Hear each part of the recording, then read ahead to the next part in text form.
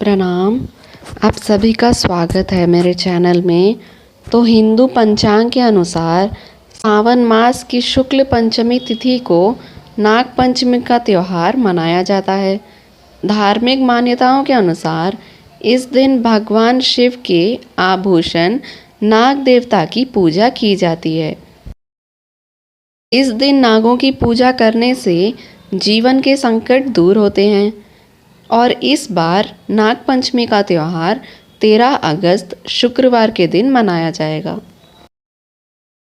माना जाता है कि इस दिन नागों की पूजा करने से और उन्हें दूध पिलाने से नाग देवता प्रसन्न होते हैं।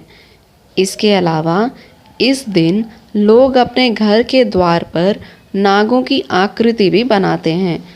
हिंदू धर्मों में सभी त्यौहार और उनसे जुड़े कथाओं के बारे में वर्णन किया गया है। ऐसी ही कुछ कथाएं नाग पंचमी से भी जुड़ी हुई हैं। तो आइए जानते हैं इस कथा के बारे में।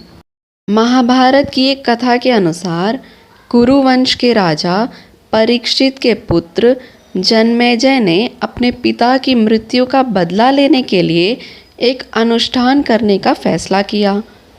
चूँकि राजा परीक्षित की मृत्यु सर्प काटने से हुई थी, इसीलिए जन्मेजय ने यज्ञ में सांपों की बलि चढ़ाने का निश्चय किया। उसका उद्देश्य सांपों के राजा तक्षक को फंसाना था, क्योंकि उसने ही जन्मेजय के पिता को काटा था। इस प्रकार यज्ञ के नाम सर्प सत्र या सर्प यज्ञ रखा गया। ये यज्ञ अत्यंत शक्तिशाली थी।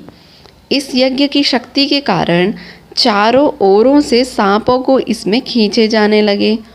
हालांकि तक्षक सर्प पाताल लोक में जाकर छिपने में कामयाब रहा, तब जन्मेजय ने यज्ञ करने वाले ऋषियों से मंत्रों की शक्ति को बढ़ाने के लिए कहा, जिससे अग्नि का ताप और बढ़ सके।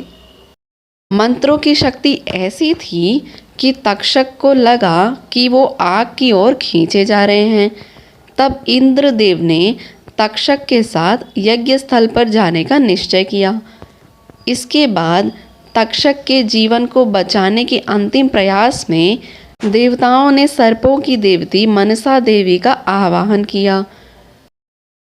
देवताओं की पुकार पर मनसा देवी ने अपने बेटे अष्टिका को भेजने और जन्मेजय से यज्ञ को रोकने की विनती करने के लिए कहा।